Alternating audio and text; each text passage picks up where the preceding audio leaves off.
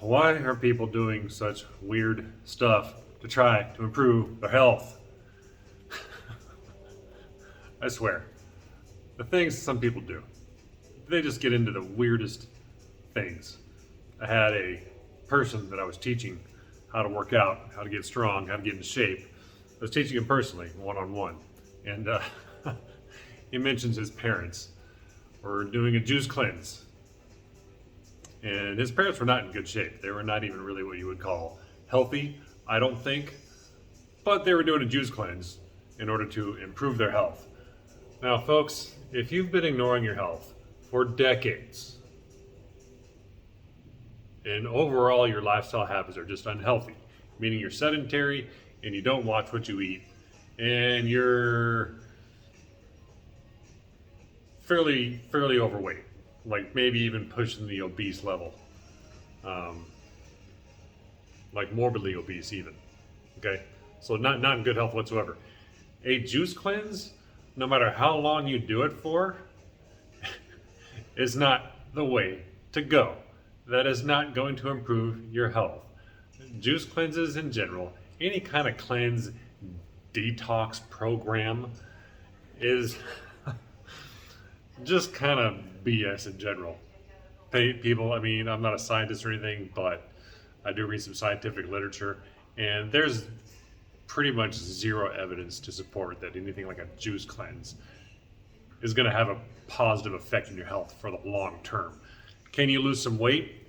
And if you do a 30-day juice cleanse, sure, absolutely. You lose some weight, but it's not going to be the right kind of weight. You're going to lose some fat, and you're going to lose some muscle. And what happens when you lose some muscle, especially when you're in your 50s or 60s? You're just shooting yourself in the foot long term. You don't want to lose muscle, people. Sarcopenia, that's not fun. That just makes you weaker, slows down your metabolism, and makes you worse off in the long run. Yeah, let's damage our musculoskeletal structure with a juice cleanse. Just some weird diet. Here's the thing, people. Here's who I listen to when it comes to my own health. I like to listen to some of the strongest people on the face of the planet. There's a guy named Stan Efferding. He's a world-class powerlifter and bodybuilder, widely known in the fitness industry as the strongest bodybuilder on the face of the planet. He's seriously jacked, as in really big muscles and really strong, as you would think of a competitive powerlifter and bodybuilder, which is pretty rare. His diet is very similar to mine.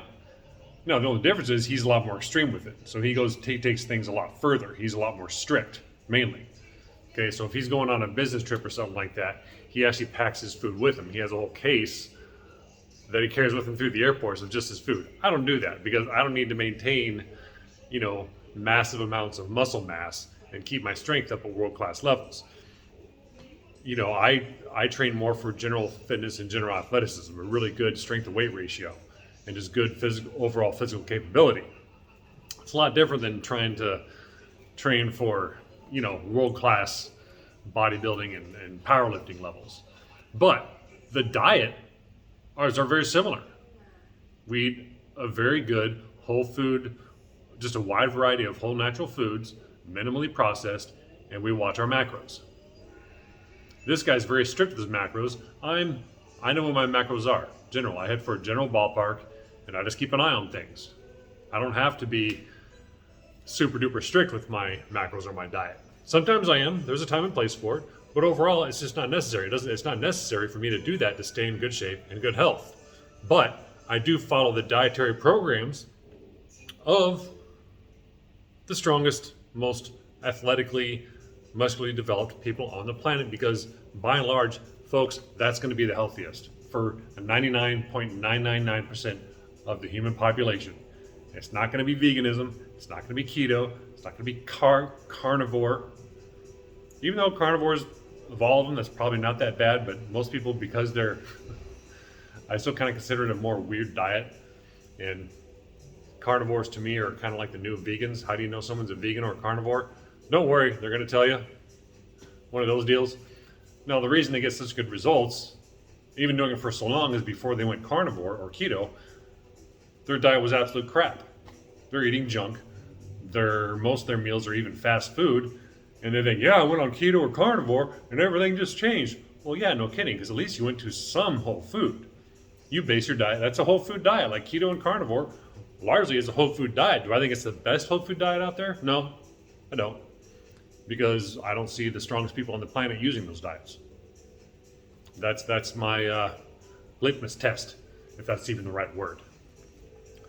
So, folks, don't get into weird stuff. You don't have to do anything fancy. You don't have to do anything goofy. It has to be trendy. Just get good at the basics. Whether it comes to diet or exercise, preferably both. You want to do both to really be in good health for the long term. We're omnivores, people. Human beings are omnivores. We are apes. We are great apes. And we should be intelligent enough, most of us anyways, to not fall for any juice cleansing, vegan carnivore type diets. Okay, not that they're a step in the right direction. So if you have a totally crap diet and you go for one of those diets, okay, fine. That'll at least point you in the right direction. But don't think it's the be all end all ultimate diet for every human being on the face of the planet, which some of these people try to preach, more or less. Anyways, that's gonna do it for me now. For today, we will talk later.